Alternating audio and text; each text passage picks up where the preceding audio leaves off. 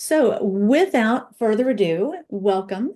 And the talk today is going to be on mechanical stimulation for pain management, specifically the neurobiology of how vibration blocks pain. I think that it's important to start this out by saying that the graphic that I'm using is critical for a couple reasons. As Nikola Tesla said, if you want to find the secrets of the universe, think in terms of energy, frequency, and vibration. And since we have been studying mechanical stimulation for the past about coming up on 70 years now, one of the things that we've learned is that the frequency matters more than any of the other parameters, but amplitude matters, duration matters, harmonics matter. And today you're going to learn why. So, requisite disclosures. Unfortunately, I didn't get CME for you this time. I will next time. I just need about a month's notice. And the important things are I do have conflict of interest because I've been working on devices that I invented, and that's part of why I've learned the mechanisms of vibration for pain. And also, the photographs are being used only with permission of the parents, and this is only for medical use. All right, so do have conflict of interest. I'm funded by the NIH with multiple different grants, both for mechanical stimulation for low back pain and opioid reduction, and for this, and don't share without permission. Okay. So one of the reasons that I didn't have time to get CME for this was it was inspired in part because the American Academy of Pediatrics released the opioid guidelines. Now, since 2016, I've been working with adult low back pain and opioids. And so what I was concerned about as a pediatrician is that the document recommends opioids in a way that I still believe is dangerous. So one of the issues is that the guidelines recommend a multimodal approach, non-pharmacologic therapies. So initially it was like, yes, this is what we've been talking about. But then also this concern that opioids not be prescribed as monotherapy. And because we have not been trained very well on a multimodal approach or non-pharmacologic interventions, I was very concerned because the guidelines allow for 5 days of opioids and say that more can be okay with surgery. But 12 to 15% of people are at genetic risk of addiction. Even with one dose, they can get a euphoria response that's different from people who aren't at risk. So the risk of prolonged opioid use starts at 3 days. It's worse with tramadol, it's worse with high potency, and none of that's addressed in the guidelines. One study found that 6.8% of those who got opioids for a wisdom tooth removal ended up still being on opioids 90 days later. So that was a concern.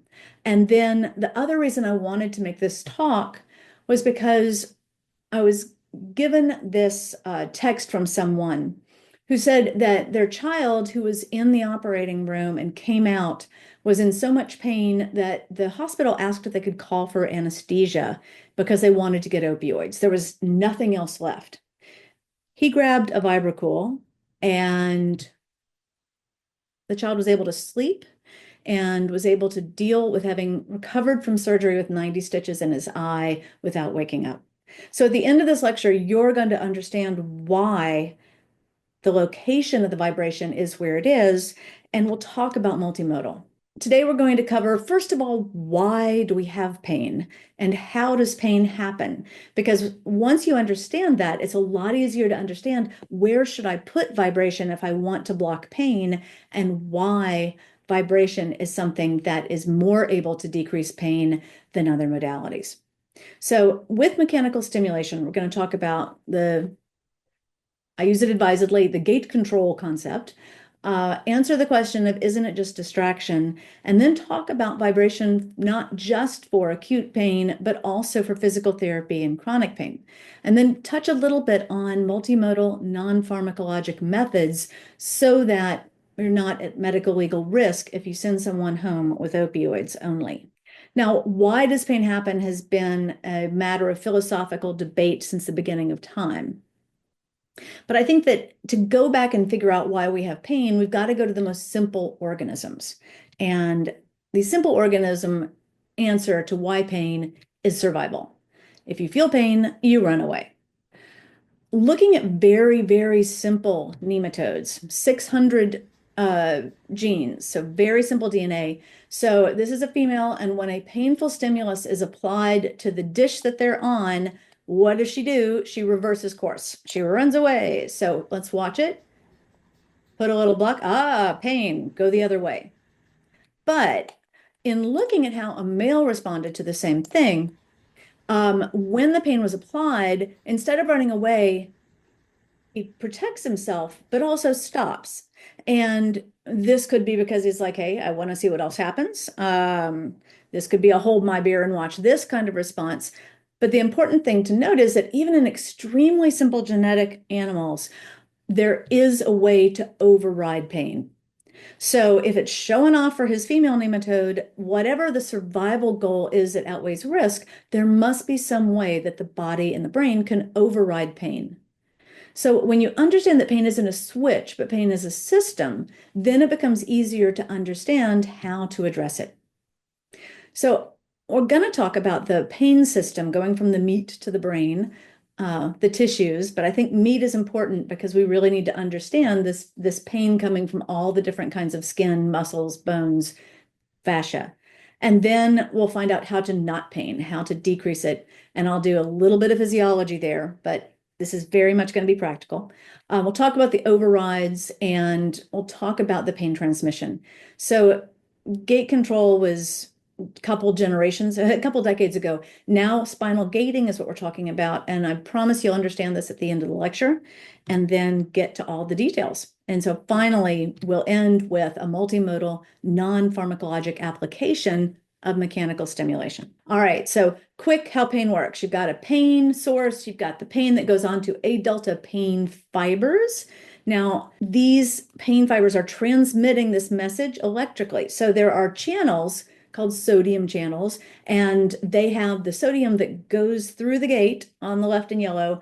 And when it's activated by touch, by electricity, by pain, when it's activated, then it transmits that information to part that goes into the spinal cord. So this is called the dorsal root ganglion. So this is one place you could intervene for pain. Then the messages get into the dorsal horn, the part of the spine where spinal gating or gate control happens. They all mix around, and then pain goes up to the brain. Now, when pain goes up to the brain, the thalamus and the sensory cortex, where pain is, they kind of interact with each other. But then it gets sent to the attention area, to the conductor of the brain, to the switchboard, which sends it to fear and memory, all this other stuff. And that huge reaction is what you experience as pain. It's not just sensation, it's all of it. When the all of it brain decides that pain is not useful for survival, it can send messages down into the spine that say, let's decrease this pain. It's not helpful. That's called descending inhibition. And so that, it turns out, is one of the many ways that vibration actually intervenes with pain. So going through it again with a little more detail, you can stop pain before it gets to the spine.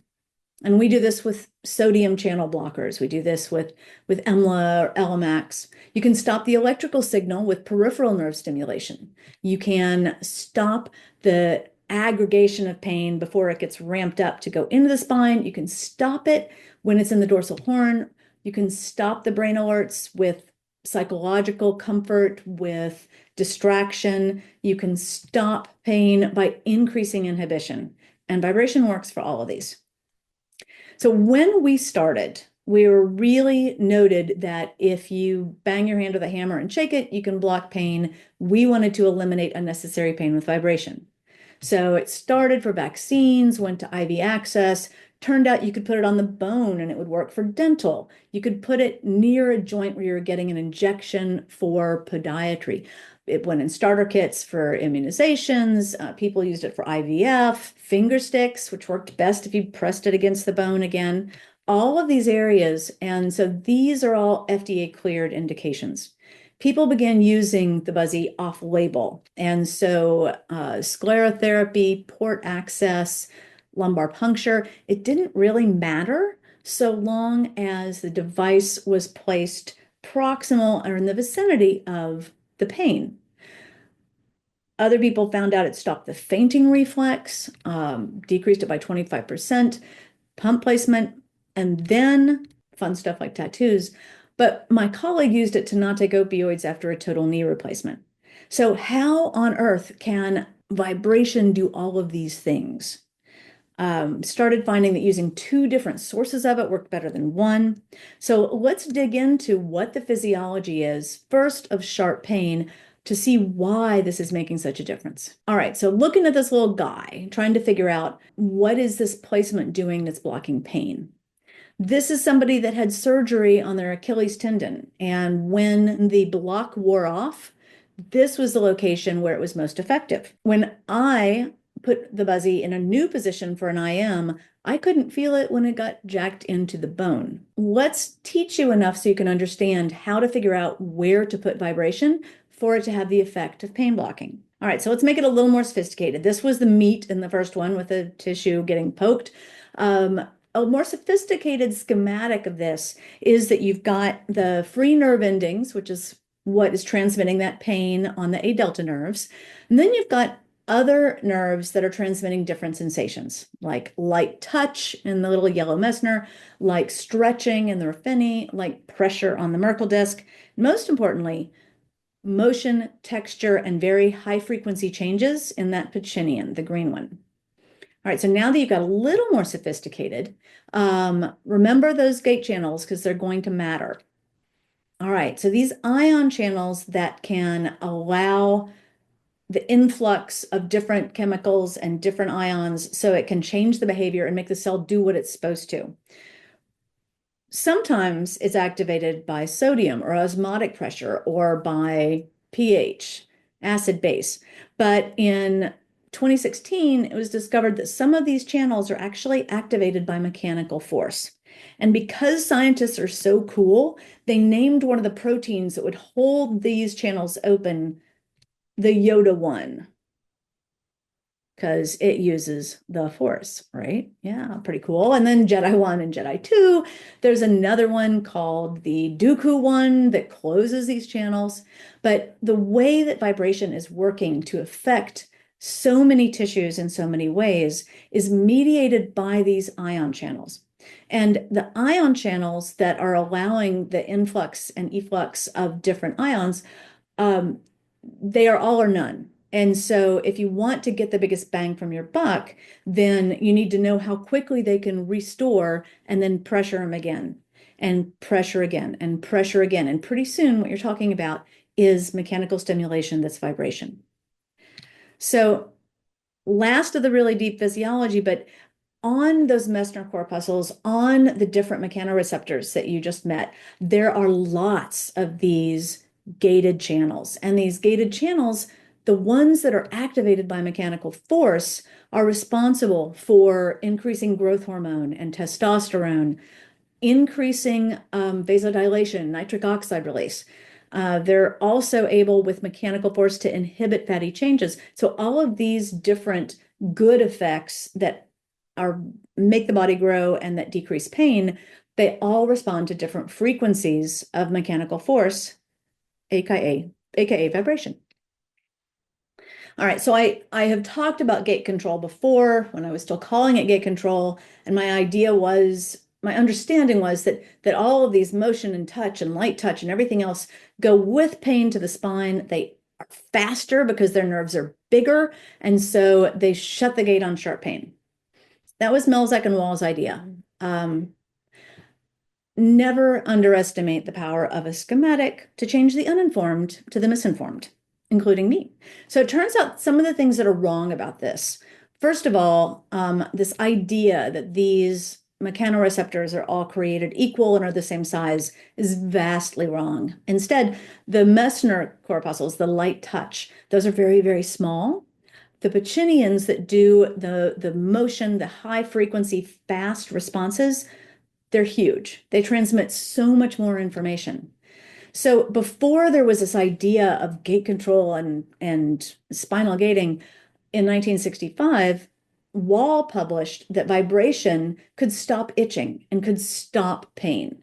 So most of the research that was actually done in this area was done with vibration rather than electricity. So as all of these sensations get to the dorsal root ganglion and then go into the dorsal horn, this is where mixing of the neurotransmitters that they bring happens. And so the pain that is left after this mixing goes up the spinothalamic tract, and then all of the other sensations go up the dorsal column. So they actually split and go in different ways. And this matters. It matters because understanding how pain is stopped with spinal gating required understanding what the neurotransmitters were. And Mike Salter was a grad student in the 80s at University of Toronto, and he was tasked with finding what the neurotransmitter was of pain. So he anesthetized cats and he put pain on and found that when he put vibration where the pain was, the pain firing actually increased. And then he put vibration proximal or closer to the brain, as we say, between the brain and the pain. And all of a sudden, this nociceptor firing completely stopped. So putting vibration on in the right positioning blocked the firing of pain. So when people ask if it's distraction, it's really easy to go, no, it's not distraction because these cats were anesthetized, but the pain firing stopped. Now, for humans, there's also a lot of research that has actively looked at distraction and seeing whether cognitive distraction adds anything. It doesn't. But if you think about the way that the whole pain cycle works, you know that once you've got pain in the where cognitive distraction happens, you've already passed where vibration's working on that dorsal horn. So it makes sense that if you do add distraction, it may help, but that's not where this relief is coming from. In fact, the most effective of the Buzzy studies for sharp pain relief came when they had severe cognitive impairments. Buzzy tends to work better for adults than kids, about 10%, but it's because there's so much fear and other things going on that ramp up pain for kids. So distraction helps, add it, but that's not why it's working. Then Mike Salter looked to see if all of those other, the light touch, the stretch, if everything else, if those were what were blocking pain in the spine. They help, they do things, but it's not from gate control or neuromodulation. The thing that worked 100% of the time was vibration. None of the other sensations did. So this is how he realized that Pacinian corpuscles were the ones that were blocking pain. There were different zones, so you could put them in different places to get more intense and less intense effects. There were different strengths of vibration that mattered. And most importantly, the frequency mattered. So what he found was that about a 200 hertz frequency, right in the middle of the Pacinian range, that was what was most effective. And that's what we've been using as a single motor. So torque, frequency, amplitude, all of those matter because of what they're doing, juicing the Pacinian corpuscle to put the neurotransmitter in that will stop the nociceptor from firing. So you can read a lot more about it, but I think that the important part here is people always ask, well, isn't vibration tens? Aren't tens and vibration the same thing? Before people started using electricity as a way to block pain, which works wonderfully in the periphery, but not so much for sharp pain directly. All of the studies that were using electricity were doing it so they could get a very finite point of pain stimulus, not actually to block pain.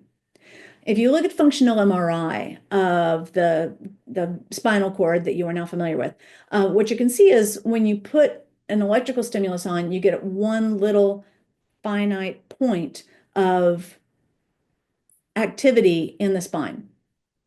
Ken Weber and his group looked at fMRI not with electricity, but when they were brushing the back of one finger. And what they found, what they expected to see was kind of a larger light up. What they actually found was that this caused neurotransmitter release and activity up and down the spinal cord and on both sides. So this is probably why you actually can get some effect by using vibration on the contralateral side. You get more ipsilateral on the same side, but because some of this activity crosses over the spinal cord, releasing neurotransmitters in there, That's part of why you get it. The other thing is that you can see that the more of these nerve pathways you stimulate, the more activity you're going to get. There are actually two different nerve pathways or dermatomes on the back of the middle finger. So your natural touch sensation is responsible for how much activity you get from vibration. So if you're looking at electrical stimulation and what kind of effect you're going to get from that, the Messner corpuscles respond to about 20 to 40 hertz, what we would actually call flutter. Vibration starts at about 50.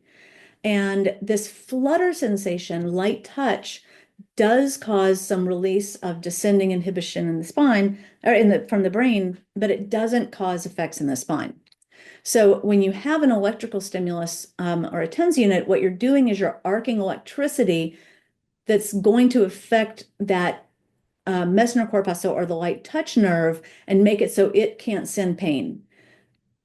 Most of the time, those light touch nerves are only sending pain signals when you have neuropathy. So TENS is really good for neuropathy because it's in the right frequency and it is stopping the sodium channel cascade from these Messners.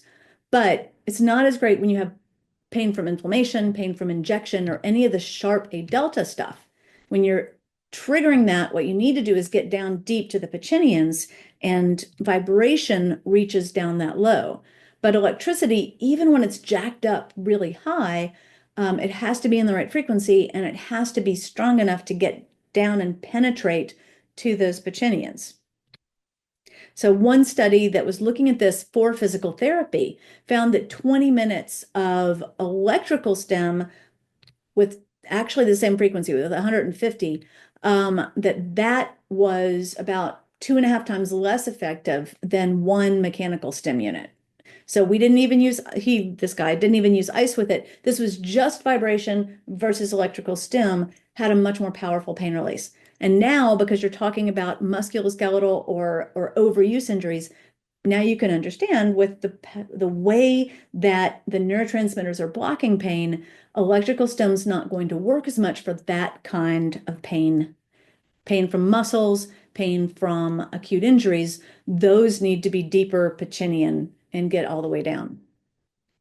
So in thinking about where do you place vibration for the best effect, it's really simple when you're doing it and you've got one dermatome heading down. This is where the put it between the brain and the pain makes the most sense. So for IV access, putting the motor as close as possible in one dermatome, very effective. Yay. All right, but what about if you need to get more effect, and why are those other positionings effective, like for the child after surgery, like for someone whose block has worn off? Well, for one thing, if you're looking at where the dermatomes go, you need to really understand if you're just putting it in where one dermatome is, how to position it. So it's not always straight up and down. This for PRP injection was not as effective. And if you look at the dermatomes, they're curving around the legs. So when they're curving around the legs with just one, that you need to make really sure that you're putting it in line with where the pain is. So the closer you get, the more effective it is, particularly if you're on soft tissue, because vibration transmits beautifully through hard surfaces. If you think about whacking a taut line, that whack is going to transmit all the way up and down.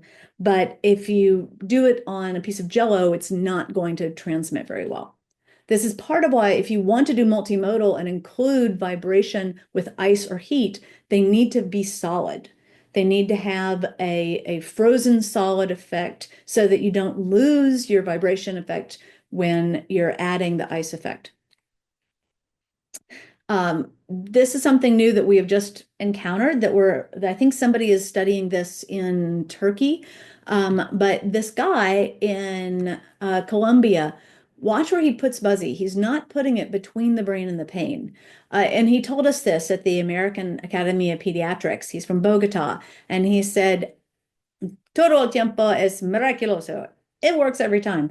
And so what he has been doing is he'll put the Buzzy on, doesn't even leave it on very much, and he's pressing it and squeezing it against the shoulder and the deltoid. So, and the kid's like, say what? and I experienced this when I got my COVID shot versus flu. What we think is happening is that by placing it where you're getting multiple different dermatomes activated, you're getting a lot more neurotransmitter release. So let's talk about one more thing you need to know before I have a quiz, and that is that one of the other things that high frequency vibration does is it both decreases vasovagal syncope, probably because it is a sympathetic stimulator counteracting the parasympathetic vagal nerve. But the other thing is that it vasodilates. So one study found that Buzzy was 3 times more successful at first stick success. It was against cold spray. It's um, probably not that big an effect, but we definitely see the vasodilation. And this is because there's nitric oxide release that those ion channels mitigate the or transduce the mechanical stimulation. So it releases nitric oxide and nitric oxide vasodilates. Now you need to know that now because, well, let's go back to our little dude and think about if he's going to have surgery on the eye, where would you put the vibration device? So think about it a little bit. I'm not sure I can get the questions and answers because something's covering it. Here's just to know again, here's the way that the nerves are coming out. And the answer is that if you were doing this for a dental injection, for example, then I'd want to put it right where the nerve is coming out of, right in front of the ear. So that get the trigeminal, get all the branches. But for this little guy, if we put it there, um, there's also blood flow. And so my concern would be after a surgery that you would get blood flow in that area. So for surgeries, instead of putting it directly where the pain is, you want to put it where the vibration can be transduced to the nerves that are transmitting the pain. So he put it here himself because he used it before. He knew how to make himself feel better, but putting it under the jaw where the bone is, that bone is going to transduce, the mandible is going to transduce it all the way up to the root of the trigeminal nerve. So if you were doing this for Botox or you're doing this for a steroid injection in the scalp, sure, put it anywhere in the skull. It's going to be fine. But I wouldn't want to put it directly there if it's a situation where blood flow is going to matter because vibration increases blood flow through nitric oxide release, vasodilates. All right, let's go touch on some of these other ways that, besides just sharp pain, that vibration reduces pain. So going back to our schematic, we go from the meat to the nerves to the spine to the brain. And one of the things that when we first started, we thought we were really decreasing pain with was using ice with it. Now, ice does a lot of things to decrease pain. It's an excellent multimodal adjunct. One of the non-pharmaceutical things it does is it slows nerve conduction. So if you have inflammation, it's going to slow and decrease some of that pain being transmitted to the brain. Ice also has an effect on catecholamines. So there's something called CGRP, which is ramps up pain, and that pro-inflammatory cytokine, it jacks up the amount of substance P, which is one of the other cytokines that transits pain. So ice decreases the production of both of those, and that's a way it decreases pain. But the other way is through descending inhibitory control. So the thalamus senses that ice is unpleasant but not dangerous. And the way that it decreases pain is it sends a message to the dorsal root ganglion right before things get dumped into the dorsal horn. And the message it sends is via a neurotransmitter called oxytocin. So oxytocin is the love hormone. Oxytocin, until somewhat recently, was really thought to be more of a female hormone. It turns out, thanks to Sue Carter, who's done amazing work in this area, it turns out that oxytocin is actually the neurotransmitter of safety. It's the neurotransmitter of one of the vagal nerve systems. It is a neurotransmitter of calming down your alerts. So if pain is the primary alert system and oxytocin calms down your alert system, this is why and how oxytocin decreases pain. It's too much for this lecture, but there are mechanisms by which oxytocin decreases CGRP. It decreases the substance P being released. It decreases the signaling of what gets into the dorsal horn. And vibration actually can incite oxytocin. So it's not doing it with gate control. It's spinal gating. It's a completely different thing. And the frequency is much slower. It's about 70 hertz. So by putting vibration, even when it's not where the area of pain is, it makes the brain feel safe, and the brain sends more oxytocin down to decrease the sensation of pain. So in trying to figure out, okay, how much of descending inhibitory control is vibration, how much is ice if you're using them together. A study was done in Malaysia, I think, looking at 200 hertz frequency, 200 hertz in ice alone, and then just plain, placebo. Using Buzzy, but not turning on the vibration and not using ice. And what they found was that if you look at this, Buzzy versus vibration versus cold only, that using vibration was 90% of the pain relief. So vibration plus ice, which is group B or Buzzy, vibration plus ice was the best, but vibration alone was only about 10% better. So for a fairly light pain stimulus of an IV access, cold by itself could do 50% pain reduction, but adding it to vibration was much stronger. All right, so now let's talk about what vibration is doing with more of the musculoskeletal system, really getting more into the meat and how this works beyond just the sharp pain with surgery. What are we doing for injuries and for pain?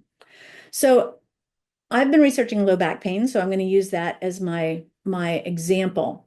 And let's start by saying that if you look at two people, one who does not have low back pain on the left, one who does have low back pain on the right, as they're moving side to side, and this study was done by Helene Langevin, and it's done with exactly the same movements.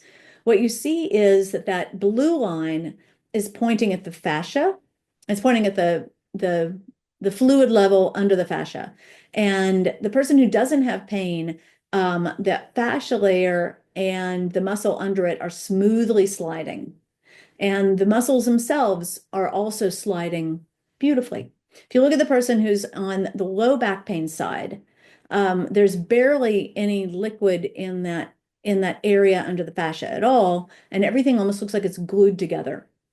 So something that has been discovered and published in 2020 was that these free nerve endings that are transmitting pain are actually not free. They are anchored in a cell that, if that cell is stuck, it's pulling and tugging on all of the pain nerves.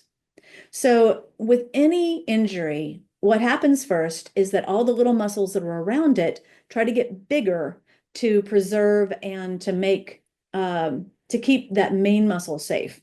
And so that leads to that muscle getting bigger. It hypertrophies because those little support muscles are trying to do more than they were designed for. And that leads to hypoperfusion, low blood flow, because they're not plumbed to be able to give enough blood flow to do all the things that these injury supporting muscles are doing. Within about a week, those muscles start to get fatty changes from not having enough blood flow. And the muscle that's been isolated or that gets frozen, that starts to have these fatty changes. And those changes push on the blood flow to decrease it even more. They create something called ceramides.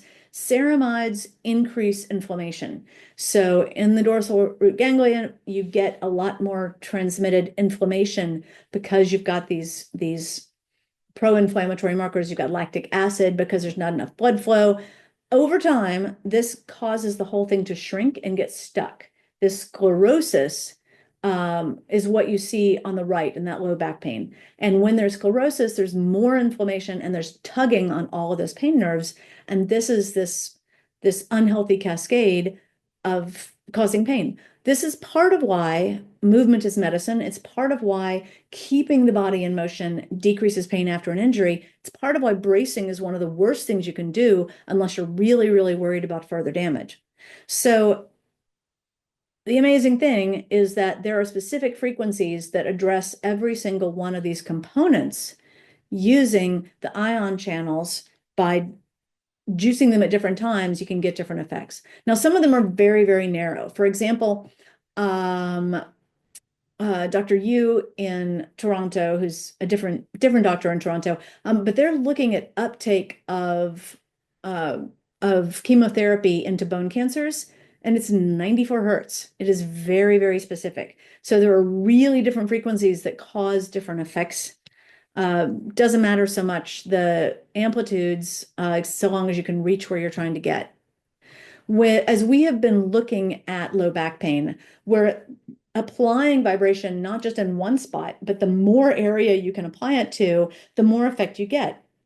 There's something called a Chladni plate, which if you put a vibration unit on it, it jiggles, and different frequencies cause different force patterns. So as you can see in the left lower corner, the different frequencies that are giving different force patterns are probably part of why having a larger area and then altering your frequencies. So you've got different interplay and harmonics is getting a much broader response, because then you can use a bunch of different frequencies that can decrease the inflammation, that can increase the oxytocin, can decrease inflammation, all of those. I'm getting pretty close to the end. The best article came out in 2022. Roberto Casal is the god of vibration and pain. And so this is a wonderful article that talks about light touch. It talks about flutter. It talks about some things that are using C fibers that are triggering areas in the limbic system and the emotional system with vibration. And that's with flutter, with slower frequencies, 20 to 40 hertz. It talks about the oxytocin frequencies. So this is absolutely, that's the guy to read. And with musculoskeletal pain, there are also a whole other lecture of what vibration does to separate muscle fibers, to increase range of motion so that you can get faster physical therapy and faster recovery. One of the things that's been interesting is that there are also durations that matter. For the low back pain, what we have learned is that there is something mechanical that seems to be happening between 25 and 35 minutes. So the duration for it to be on really makes a difference. And when it's a chronic pain, the adjunct of heat has been much more effective than the adjunct of cold. So cold is very good for acute, and the heat decreases spasm, but it also is amplifying the effects of the vibration at decreasing some of these myofascial trigger points and areas where it's stuck. Don Gulick actually did an amazing study that was published last year looking at VibraCool versus manual addressing of myofascial trigger points, and found that VibraCool was just as effective, which can also save the thumbs of practitioners. So I think that there's an enormous amount of research and different areas that are being looked at right now. And now that we've got the concept that it's not enough to have the right amplitude or frequency, you really also have to have the right duration. These are things that is definitely the next wave of physics medicine. So this is Duotherm. You can learn more about it later. But for now, wanted to make sure that people understand that the placement of the VibraCool, if it is on a place with inflammation and pain where you're not going to mess up the tissues by increasing blood flow, put it directly on. So because it makes a difference with the dermatome. Turns out for some things like this arthroscopy, you don't have to put it between the brain and the pain. You can put it just distal to the between, just past it. If you have a joint issue, then having two of them so that the vibration is going into the middle of the joint so that you're getting an interaction between it and some amplification of the amplitude when you've got two of them that are increasing the frequencies. When they cross over each other, it's going to increase the amplitude and make more of an effect. So there's a study that's going on right now to replicate opioid reduction in ACL reconstruction. A study in Atlanta found 35% opioid reduction for ACL reconstruction, and that's being replicated at Columbia. And the other thing is that I'm very excited to see what the effects on shear and on the fatty changes are for overuse injuries. So plantar fasciitis, tendinopathies, and particularly tennis elbow. So if you're putting it all together for a multimodal approach to pain management, certainly just using a Vibracool is fine. We've got something called a Vibracool Pro that has a hot pack and a cold pack and vibrate in two different vibration units. So you've got multimodal right there. We have a free download on our website for this workbook, and the workbook shows ways not only to use vibration and other physical interventions, but also magnesium, because magnesium is an obligate facilitator of all oxytocin reactions. If you want oxytocin to work, you need to have enough magnesium. Most people going into surgery don't. And then it's kind of, we call it the IKEA bias. If you fill out this workbook yourself, if you make it yourself, you like it better. So patients who get this beforehand are able to reduce opioid use after, which is being tested right now by Goldfinch Health. A shout out to these guys. Let's see, there we go. But what they're doing is they're giving people a box before surgery so that they can make a plan, so they understand what they can do, and it's got a Vibracool in it. And they've found that by giving the coaching beforehand, they've reduced opioid rewrites 80%. Really excited to see what happens as their program gets expanded much more broadly with the opioid settlement money. So thank you very much. Yes, the talk is being recorded. It will be sent in about a week or so after we clean up places where I've misspoken or added things when people have questions about it. And if you do this QR code, we have a 40%, well, if you do the QR code, you'll be taken to the ERAS kit that has the Vibracool Pro, the workbook, and the hot and cold, so the multimodal non-pharmaceutical kit, or the single units. There's a bundle, which is 20% off. And I think we're leaving this open until the end of the year, but if you use M-Stim, you will get 40% off at checkout.